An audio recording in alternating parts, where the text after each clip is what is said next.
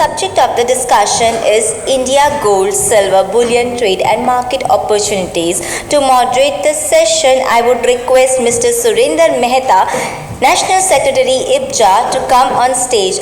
Joining are Mr. Anshuman Sharma, StoneX, Mr. Vipin Raina, MMTC PAM, Mr. Chirag Thakkar, Amrapali Industries, Mr. Nagendra Kumar, NSE, Mr. Chirag Thakkar, Amrapali Industries, Mr. Vikas Nagpal, ICICI Bank, Mr. Chanda Venkatesh, Caps Gold, Mr. Gambhir Singh, HDFC Bank, and Mr. Pinakin Dave, BSE. Would request everyone to kindly join in for the session.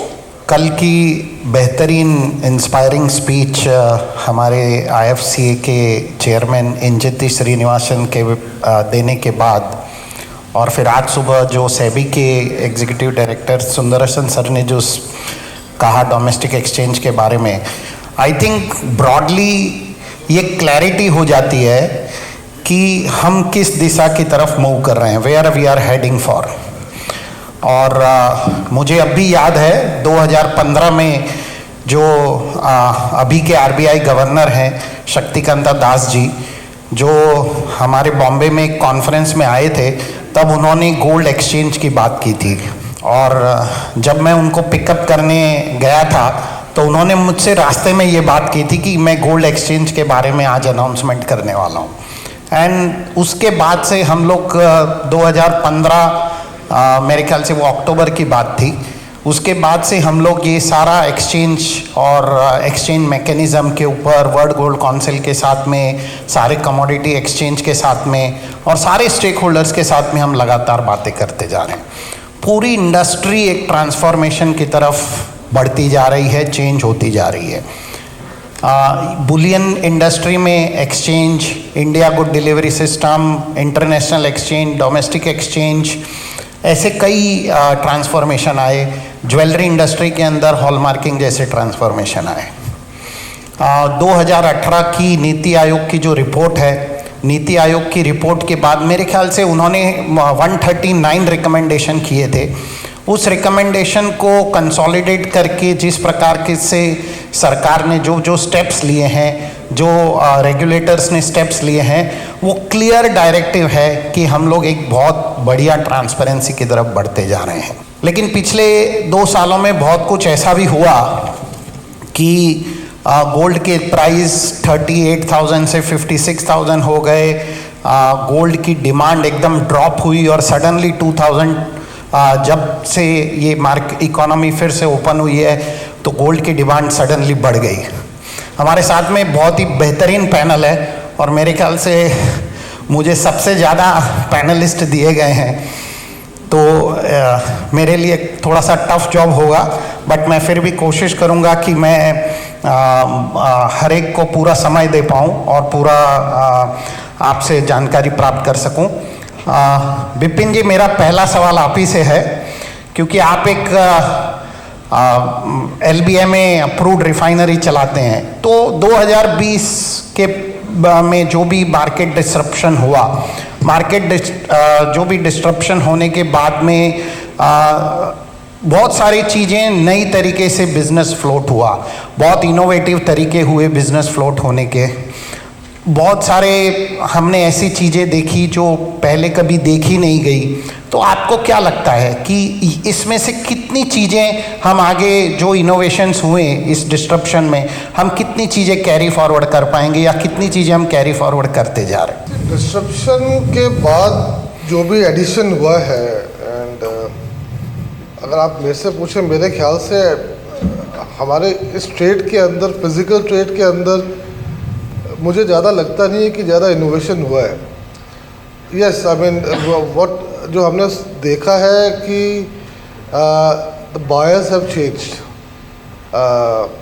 Market dynamics के हिसाब से buyers have changed and market has improved. I mean 18-19 भी बहुत अच्छी market थी, 19-20 में disruption आया था, 20-21 में भी डिस्ट्रप्शन आया था, एंड जो 20-21 के डिस्ट्रप्शन के बाद जो मार्केट पिकअप की है सितंबर ऑनवर्ड, सितंबर 2020 से जो हम देख रहे हैं, I think exchanges have done well, the physical market have done well.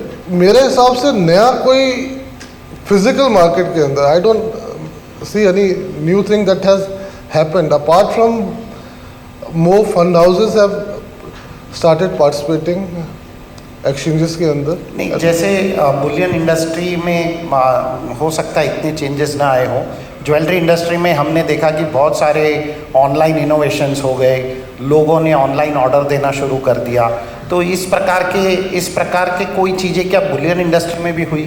Sir online orders का आई विल से कि डिस्ट्रप्शन के समय जब मार्केट्स बंद थी, पीपल वर स्केर्ड बाहर जाने के लिए थे, वो एक फेज़ था, आई थिंक 2 या 3 महीने का एक फेज़ था जहाँ ऑनलाइन पिकअप किया था। और आपको भी पता है सुरेंद्र जी, हिंदुस्तान में लोग फिज़िकल देख के खरीदना ज़्यादा पसंद करते हैं। स्क्रीन के ऊपर बहुत अच्छी प्रोडक्ट्स होती हैं, बट प्रोडक्ट जब हाथ में आती है तब उनको एहसास होता है कि ये प्रोडक्ट खरीदने लायक थी कि नहीं थी।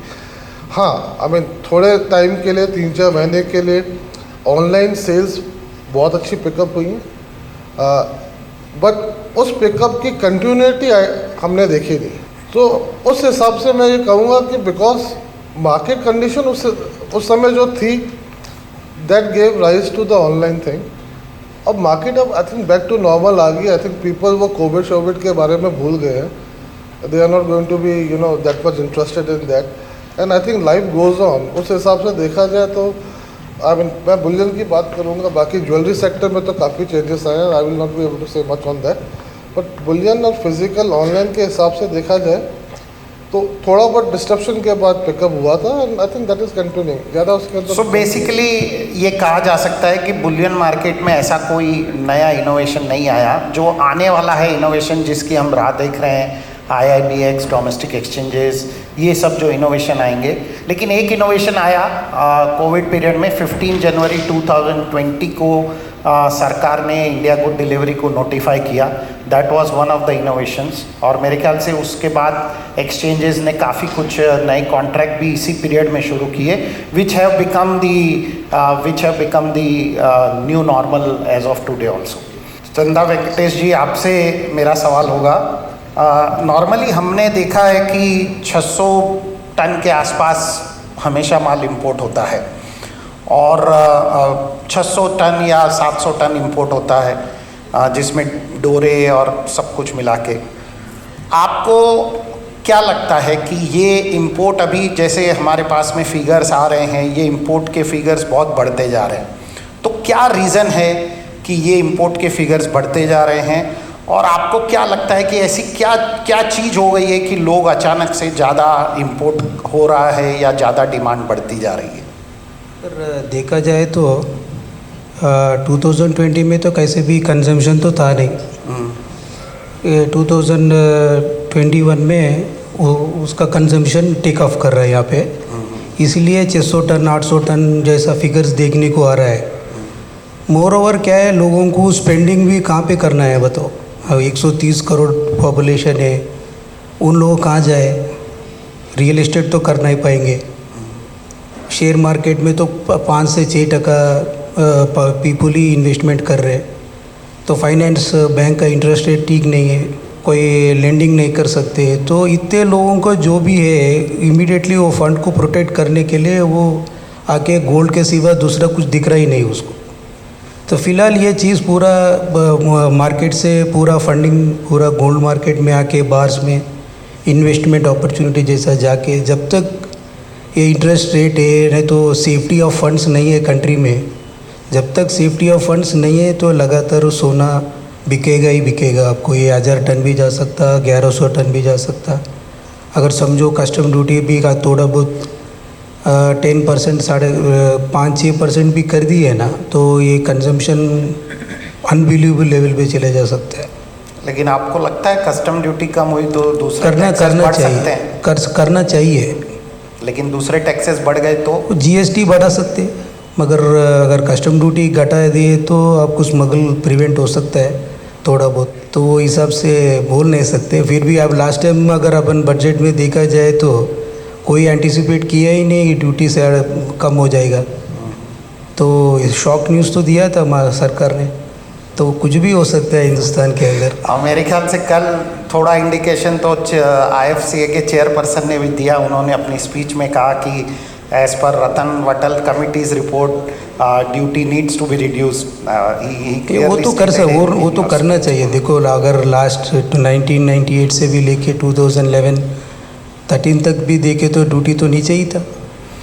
अंशुमन जी, ग्लोबल सिनेरियो में आपको what do you think in the global scenario what has happened, why do you think that globally also for gold is increasing? I think we've seen a great increase in the investment demand globally in terms of the small bars and coins, and I think this was evident largely through Europe and Americas, where every mint and every retailer has seen unprecedented sales.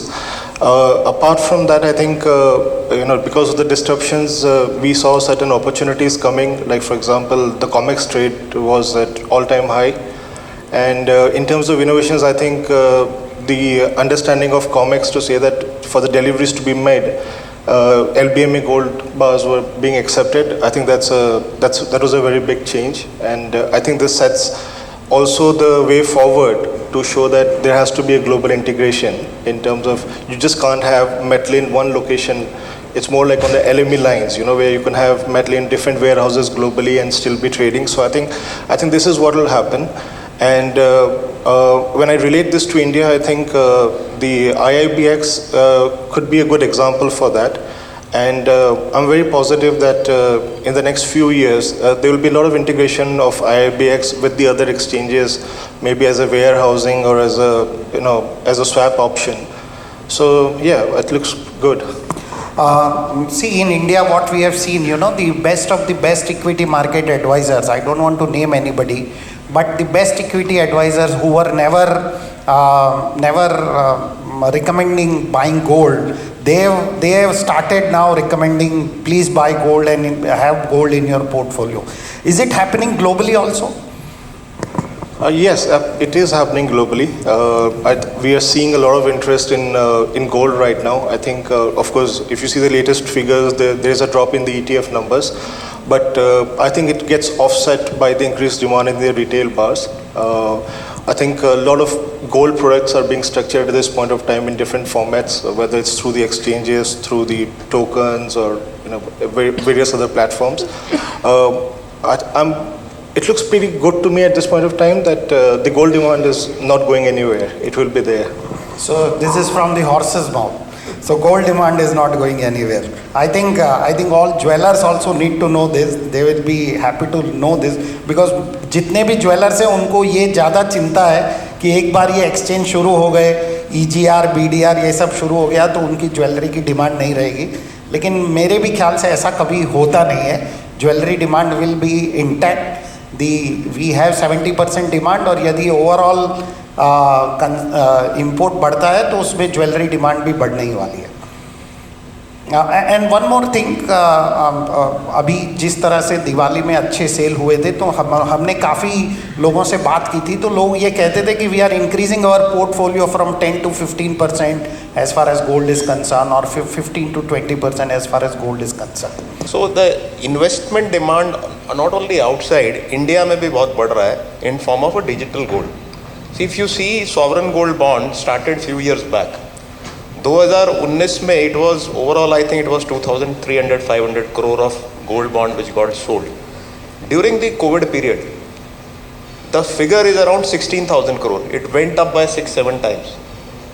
And this year again we are seeing a high as compared to the previous year, 15-20% high. If you take about digital gold, Gaurav Mathur is not here, probably he'll come. Digital gold sales have also gone up. So that's more of another way of digital form of gold, which is investors are investment as far as investment is concerned. That demand is growing in India as well. So there's a lot of demand. Correct. I think the latest figure for sovereign gold bond is 84 tons as of the last tranche. Yeah. चिराग भाई, silver demand के बारे में आप क्या कहते हैं? Silver demand भी बढ़ रही है या उतनी की उतनी है या बढ़ने वाली है, आपको क्या लगता है?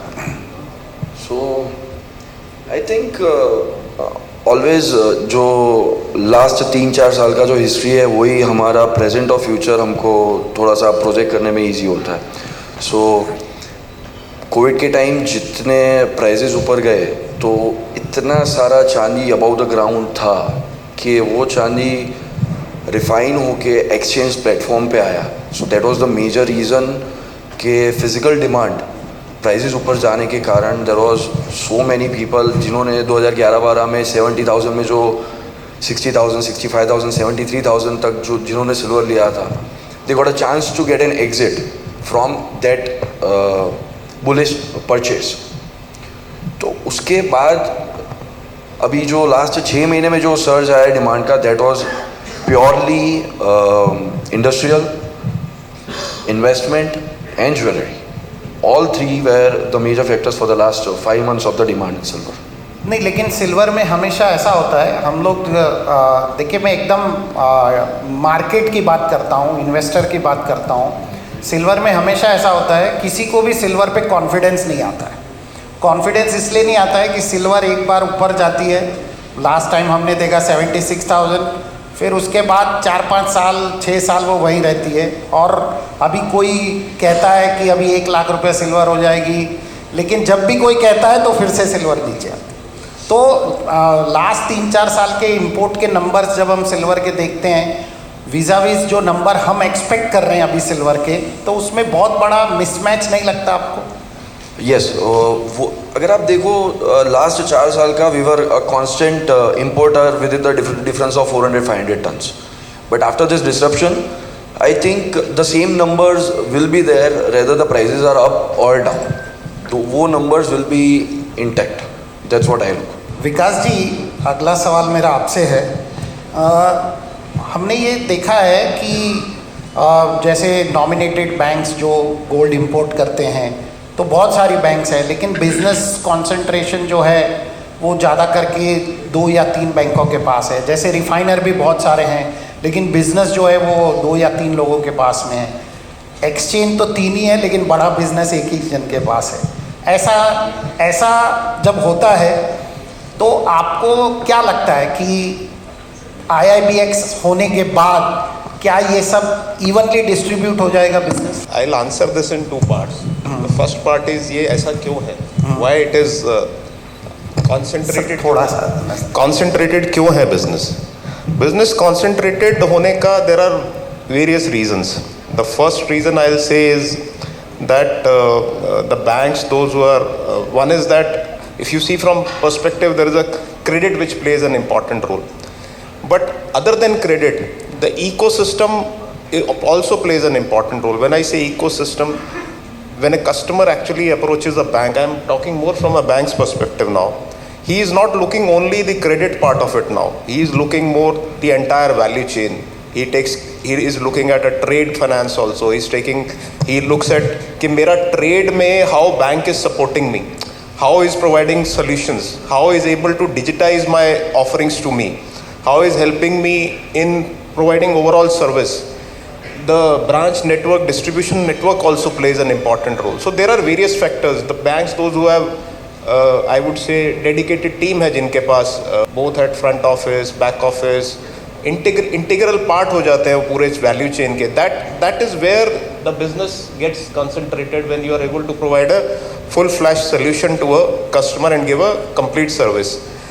सो after exchange coming in probably you may say that, और ऐसा मानना है कि it may get distributed, but my sense is that जहाँ पर overall see one is that when you talk about gold leasing, exchange के भी 2 पार्ट होंगे, एक तो आउटराइट होगा और दूसरा गोल्ड लीजिंग होगा.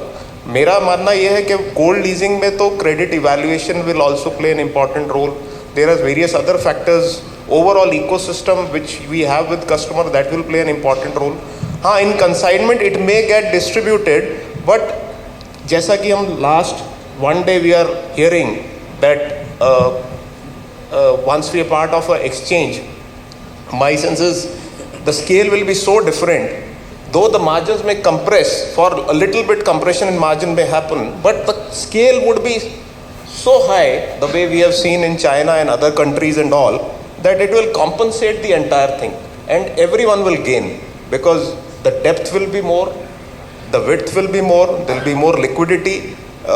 And yesterday I think Mr. Injeti Srinivas said that we have to be, I liked his statement that we have to be on, not on the edge, we have to be on center of the table.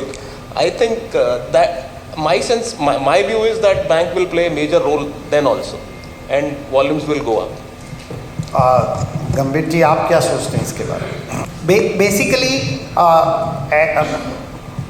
अगर हम GML का market गिनते हैं, 135 turns का GML का market है, यदि वो GML का मार्केट मान लीजिए एक्सचेंज पे नहीं आता है, तो आपको लगता है कि फिर भी ये इस प्रकार से इवनली डिस्ट्रीब्यूशन होगा जैसे विकास जी कह रहे हैं? मेहता जी, मेरे ख्याल से एक तो थोड़ा पहले का जो क्वेश्चन आपका है कि जो बैंक्स का कंसंट्रेशन है वो एक दो बैंक्स पे क्यों है, मैं थोड़ा सा उस पर हाईलाइट करूँगा. विकास ने ऑलरेडी एक्सप्लेन किया. मेरे ख्याल से बुलियन बिजनेस कैसा है कि सर्विस सेंट्रिक तो है ही, it's a highly operational centric business. इसमें बैंक्स का जो भी बैंक्स इसमें हैं, मेरे ख्याल से if you name like any leading bank, they have invested a lot of number of years creating teams, creating like that service chain which can cater to the requirement of jewelers. तो उसका वजह से मुझे लगता है कि ये concentration कुछ एक बैंक्स में है. बाकी जो बैंक्स नॉमिनेटेड बैंक 19-20 हैं उसमें से बाकी क्यों नहीं कर पाते हैं, I don't have a very clear answer to this. But maybe that orientation, the service orientation, that delivery mechanism, creating resources is very important. Secondly, GML का जो मार्केट का हम बात कर रहे हैं, if I got your question correctly, you mean to say GML अगर आज के जो मॉडल जो चल रहा है वो अगर एक्सचेंज पे आ जाए तो उसमें क्या डिफरेंस आएगा, that is what we are saying. Yes. See, I think all said and done, I mean, we have been hearing everyone, Nagendra ka, it was a beautiful presentation on IBX in the morning. All said and done, मेरे ख्याल से government से लेके regulator से लेके and value chain में जितने stake holders हैं सभी का कलेक्टिव रिस्पॉन्सिबिलिटी और कलेक्टिव जो एफर्ट रहेगा वो ये रहेगा कि देश में रॉ मटेरियल का जो रिक्वायरमेंट है उसका डिस्ट्रप्शन नहीं होना चाहिए. वो किस तरीके से जाता है, आज की डेट में consignment model is a very established model.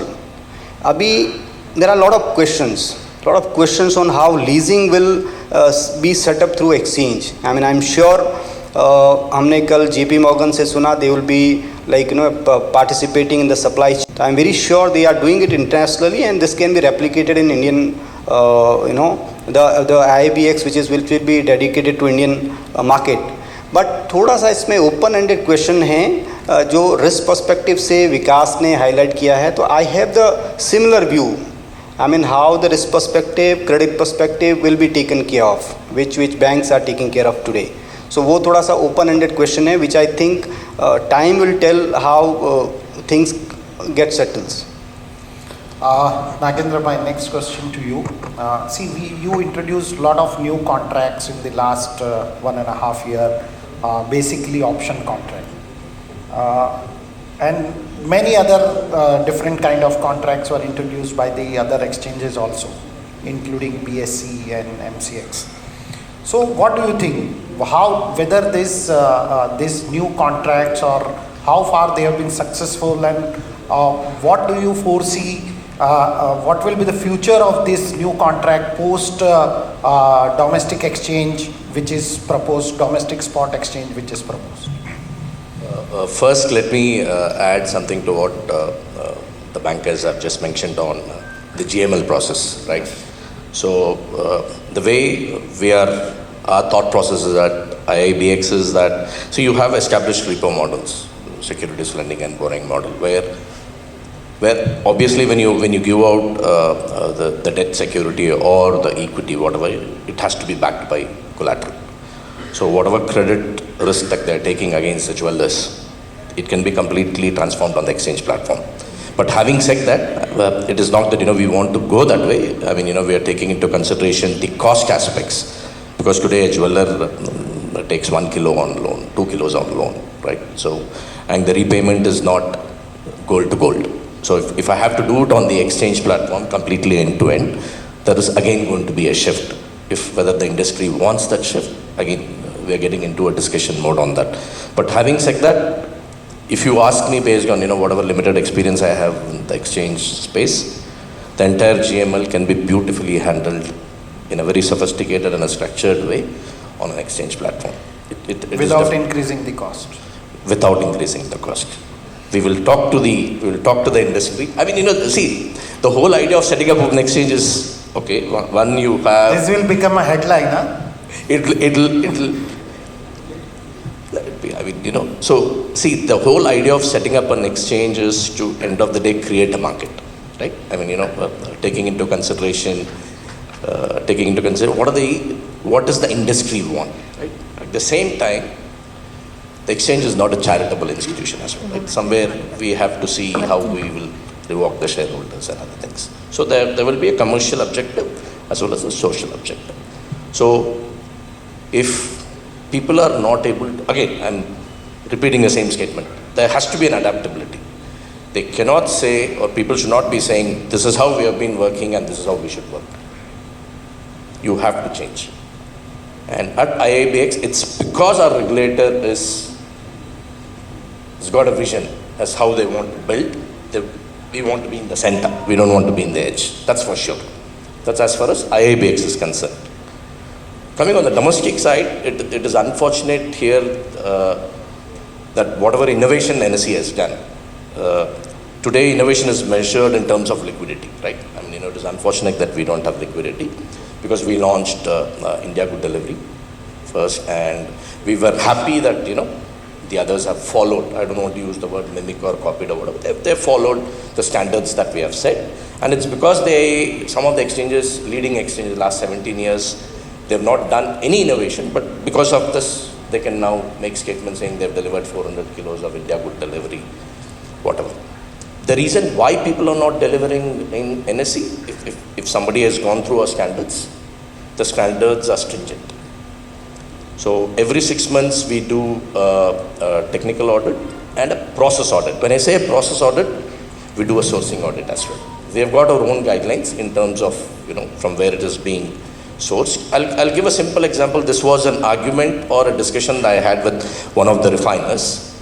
My statement to the refiner was that he was getting gold from different aggregators. They wanted to mine it together. When I say mine it together, they want to melt it together and make bars. But what we were insisting is that, you have to segregate so that, there is a traceability. A simple example is what I told the refiner is that you buy atta from 5 different places. You make chapatis. And after eating the chapati, somebody dies. Whom will you hold responsible? So in the same way, when you're sourcing from different aggregators, from a traceability point of view, we insist that, you have to have records. And now that, we do the sourcing audit, and some of the delegates here are part of our committee, and everybody understands the status of all the refiners. That's on the refining side. And on the option side, for most of you who are new to this exchange space, so NSE is the world's largest derivatives exchange, world's largest. And our Nifty contract, our Nifty options is world's number 1. If you talk about options, I think, NSE will be there. And our core strength is options. So what we have done is that, we have launched this 100-gram contracts. The other exchanges also have 100-gram contracts.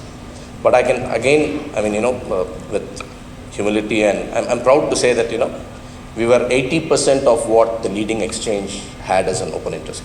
Last month, our peak open interest was close to 800 kilos. What is an option? I mean, people think that the moment you say an option, it is something, mathematic. Maths is involved, it is complex. There is a fear, right? But what I wanted to say is whenever there is a discomfort, you be assured that there is a development which is going to happen. You can use options to not just trade. People say, "Arey, this ko jayega, main sirf hedge hi karna hai." Boss, we will structure the way you want. And the cost of trading an option will be 30 times. I think, we have got the banners in our booth, and we have experts, Hitesh, we have Alan, who will make you understand as why options is any day. This can become a headline. Yeah, any day cost effective than futures. What's your take on this? Yes. He has to agree. He has to agree to what I'm saying. So I'll add to what Mr. Nagendra said on this. So I still remember, when this idea. So as you rightly said that markets are evolving.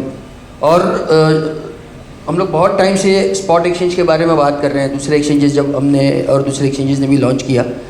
So at that point in time, what was new on the table that we could bring in. So when this idea was discussed, I am really thankful to the regulators, SEBI, that they were very open to form a working group, and immediately after the working group was set up, this idea was conceptualized. And today, as Mr. Nagendra rightly said, that yes, the cost of hedging, which is the most important and integral part, is reduced drastically when a trader opts to hedge himself by trading an options contract. And just to add that markets have always evolved, and the fraternity, the stakeholders have always supported it. आज यहाँ पर वासु भाई भी है, Kothari sir भी है. उन्होंने first contract में ही ऑप्शंस ऑन गुड्स में BSE पे डिलीवरीज भी दी, सिस्टम को टेस्ट भी किया. So they are ready and open to change. ऐसा नहीं है कि किसी को चेंज नहीं होना है. So yes, that openness is always there, and they have tested the system, how it can be, what it can be, and how cost beneficial it can become. So I completely agree to what Mr. Nagendra said, that yes, we are here and options are always better to hedge. So he's agreeing to what you are saying. No, then because when you say the fact, I mean, the people don't have a choice, right? I mean, and see, another interesting thing, I mean, now, I'm sure that you will not ask me another question, so I don't want to miss this opportunity. So, see, when there is an expected volatility, right? A simple situation, that gold can go either this way or this way, right? How do you trade futures? It is like, you're blindfolded in the highway. You can get knocked from any side. But what we are saying is, come to us. We will help you cross it.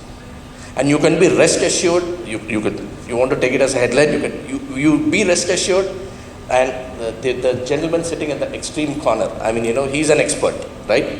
He trades only when there is a volatility. Maybe, if he wants, he can add value to what I'm saying, right? But otherwise, I mean, if any of you are interested to trade on walls, when there is an unforeseen event which is going to come, please come to us. We are there to, help you to trade. Anshuman, this question is to you. We are heading towards IIBX, domestic exchange. We are also talking about fungibility of both the BDR and EGR. We are talking of fungibility of not only securities but also commodity by fungibility of vaults also. So give me few reasons as to why an overseas supplier should trade on IIBX and domestic exchange. Why?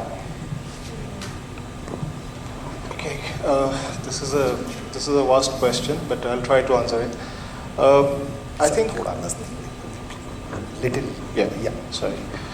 I think the way we look at it is, if you look at the international markets, end of the day, any exchange, any platform is only successful for two reasons. One is the product offering is in line with what is the market requirement and where the market is supposed to be guided towards by the regulator. So, every regulator has a vision as to how the markets have to evolve, and the products have to be structured around that.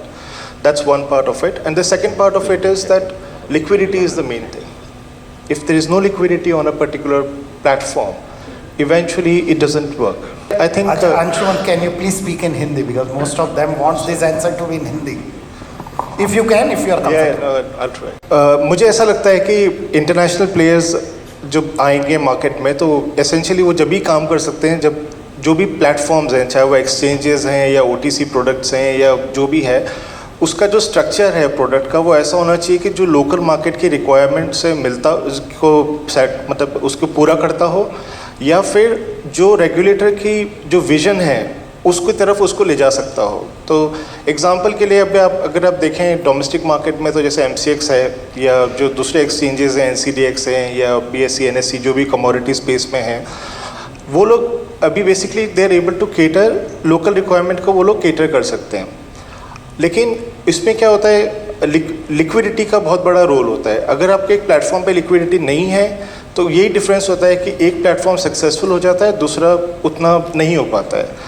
International players आने के definitely interested है India आने के लिए, because बड़ा India का I think one of the biggest populations, तो वो डेफिनेटली एडवांटेज है। कंजम्पशन पावर ज़्यादा है, आई think the education level is very high अपने यहाँ पे, तो वो एक बहुत बड़ा एडवांटेज है। और उस वजह से मुझे लगता है कि इंटरनेशनल प्रोडक्ट्स आएंगे, इंटरनेशनल प्लेयर्स आएंगे यहाँ पे। आई थिंक ऑलरेडी रेगुलेशंस में काफ़ी चेंजेस दिख रहे हैं जो इसको बढ़ावा देने वाले हैं, एंड हमें ज़रूर उम्मीद है कि उनके आने से फ़र्क पड़ेगा। But at the same time मैं ये भी ऐड करना चाहूँगा कि specially for the Boolean trade, कि मुझे लगता है डोमेस्टिक लेवल पे भी अभी काफ़ी काम होना बचा है। जैसे बेसिक लेवल पे अगर मैं देखूँ तो अभी जो भी बैंक्स बुलियन ट्रेड में इन्वॉल्व हैं, they are only a canalising agency, they are not actually a bullion bank. जबकि आज की तारीख में ज़्यादातर बैंक्स के पास वो एक्सपर्टीज़ है, वो रीच है कि वो इंटरनेशनल बैंक्स के जैसे काम कर सकते हैं यहाँ पे। But at a very basic level they can't even do an inter bank trade between the banks. आज अगर मेरे पास अगर मुझे ज़रूरत है कहीं स्टॉक की, और अगर मेरे पास उस लोकेशन में स्टॉक नहीं है, तो मेरे पास यही ऑप्शन बचता है कि वो बैंक इंपोर्ट करे इंडिया बाहर से। ये नहीं कि दूसरे बैंक के पास है तो वो ले सकता है। जैसे हम लोग इंटरनेशनल लेवल पे जो भी बैंक्स इंडिया में सप्लाई करते हैं। नहीं अंशुमन जी, आई थिंक थियोरेटिकली आप जो कह रहे हैं बिल्कुल सही है, मैं एग्री करता हूँ। आर यू लुकिंग फॉर, मान लीजिए आज आप एक ओवरसीज सप्लायर है, वो संघाई में ट्रेड करता है, ठीक है, अपना सारा माल संघाई शिफ्ट करता है, संघाई एक्सचेंज में शिफ्ट करता है, या टर्की करता है, या कहीं भी करता है। क्या वो इंडिया शिफ्ट करेगा तो उसको कुछ बेनिफिट की उम्मीद है, उसमें ही wants some kind of concession, some benefit, कि मैं क्यों इंडिया जाऊं और इंडिया में ये काम करूं? उसका तो बेसिक रीज़न यही है कि एंड ऑफ द डे हम जहाँ भी काम करते हैं हम लोग एक एग्जिट ऑप्शन देखते हैं। अगर आज जैसे जो अपना फ्री जोन वेयर हाउसेस हैं, हमारे पास एक एग्जिट ऑप्शन है कि हम अपना स्टॉक वहाँ रख सकते हैं, अगर नहीं बिकेगा तो हम शिफ्ट कर सकते हैं वहाँ से कहीं और। तो ये डेवलपमेंट तो ऑलरेडी हो चुका है। अब बाकी जैसे जो भी एक्सचेंजेस वगैरह आ रहे हैं, जो भी प्लेटफॉर्म्स आ रहे हैं, उनकी प्राइसिंग और उनकी जो कॉन्ट्रैक्ट स्पेसिफिकेशन है उस पर डिपेंड करेगा।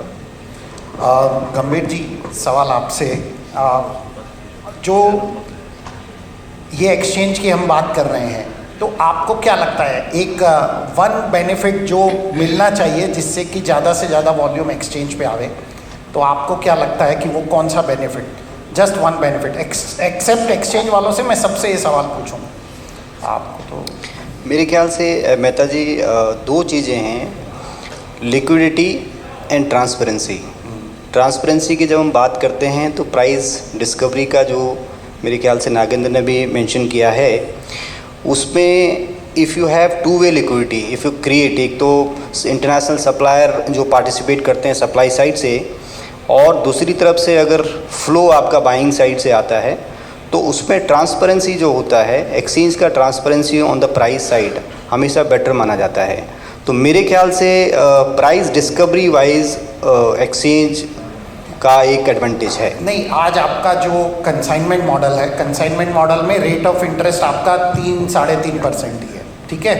जब ये कंसाइनमेंट मॉडल समझ लीजिए कि कंसाइनमेंट मॉडल रहेगा या नहीं रहेगा मुझे पता नहीं, लेकिन यदि कोई माल डायरेक्टली इंपोर्ट करता है IBX से, तो उसकी कॉस्टिंग तो बढ़ जाएगी।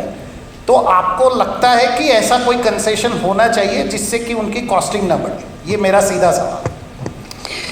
विकास जी, आप कॉस्ट का मेरे ख्याल से फॉर श्योर एक्सचेंज मॉडल में ग्लोबली आप देख लें, China, Turkey, USA, exchange model में कॉस्ट हमेशा ऊपर रहने वाला है, दैट इज़ फॉर श्योर। अभी इसके लिए कंपैरिजन बेसिस पे अगर हम देखेंगे तो रेगुलेटर्स के साथ में वेरियस लेवल पे डिस्कशंस हो रहा है, और अभी वो ये फोरम में कॉस्ट का डिस्कशन और एनालिसिस करना थोड़ा डिफ़िकल्ट रहेगा। बट मेरे ख्याल से कंसाइनमेंट मॉडल के कंपेयर में एक्सचेंज पे, चाहे वो लीज बेसिस पे हो, चाहे आउटराइट मॉडल में पकड़ लीजिए, थोड़ा एक्सचेंज का थोड़ा डिसएडवांटेज रहेगा, कॉस्ट एस्केलेट होने का चांस है। हमारे पास लास्ट 5-6 मिनट ही है। विकास जी, आप My view is that anyway there is a cost discussion happening among banks and regulators and all. Okay. So मेरा view ये है कि over a period of time अगर आज लगता है कि बढ़ेगा, I am not sure बढ़ेगा कि नहीं बढ़ेगा, that anyway discussion is happening. But मेरा view है जब economies of scale इतना ज़्यादा होगा, वॉल्यूम इतना हो जाएगा वहाँ पर. आज की डेट में मैंने एग्जांपल दिया आपको डिजिटल गोल्ड का, विच इज 7-8 गुना हो गया एक साल में. एक्सचेंज में यू नेवर नो, 2 साल बाद what we are trading today में भी 20 गुना उससे ज़्यादा वॉल्यूम होगा. We never know. सो जब वो उस वॉल्यूम पे काम करेंगे तो माई sense is that it will be competitive only. मेरा अपना ऐसा विचार है, मानना है. सो विपिन जी आप? मेरा तो बिल्कुल विचार इन सबसे अलग है. I would love the exchange, मतलब मैं चाहता हूँ कि ये एक्सचेंज चालू हो. बिकॉज आज क्या हो रहा है, आई मीन इट्स, मैं ये कह सकता हूँ we have a fight between refineries and bank.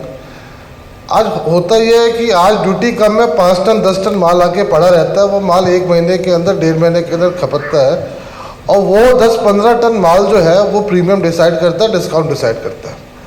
Because supplier जो हैं वो फ्री में ये माल देते हैं आज के तारीख में. अब यही अगर हम एक्सचेंज के थ्रू लाना शुरू कर दें तो 5 टन तो रहा सपना हो जाएगा. ये 500 किलो मैक्सिमम हो जाएगा या 100 या 200 किलो के लॉट में आएगा. There will be a cost, there is no doubt. आज भी जब सप्लायर्स प्रीमियम कोट करते हैं वो महीने भर का खर्चा समझ के प्रीमियम कोट करते हैं. आई थिंक प्रीमियम वाइज थोड़ा प्रीमियम सस्ता होगा, एक्सचेंज का कॉस्ट भी उसको कवर कर लेगा, और at the end of the day cost पे कौन करता है? बायर ही पे करता है. आपके मेरे जेब से ये जाता नहीं आज की तारीख में.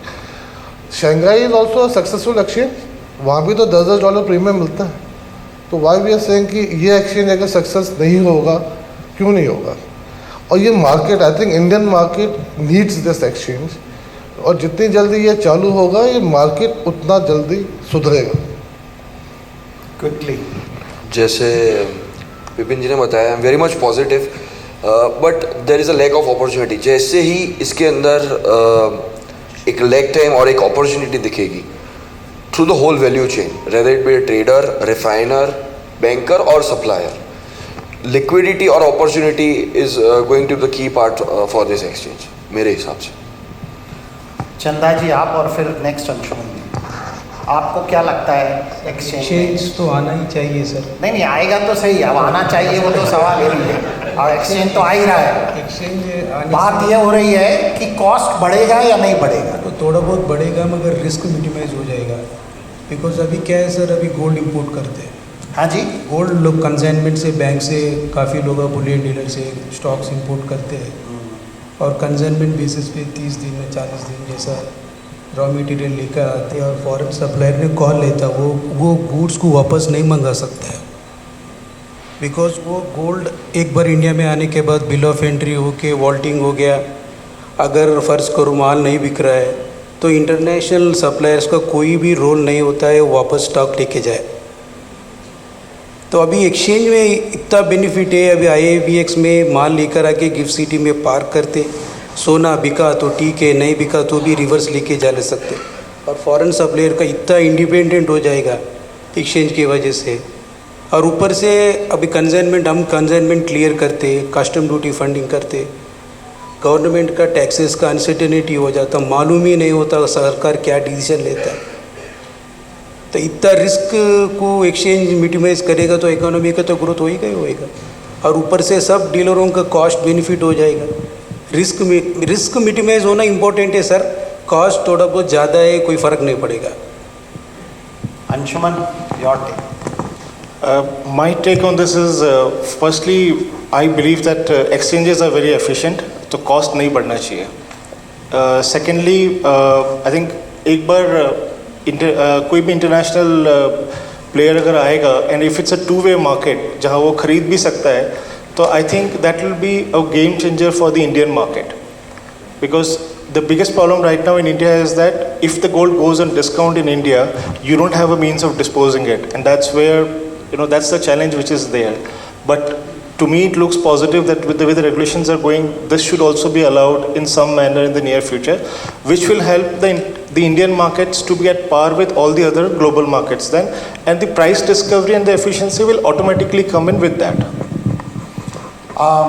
I think we are running short of time. Thank you so much all of you. एक पर्सपेक्टिव हमने कोशिश की देने के लिए. मेरे पास काफ़ी पैनलिस्ट थे.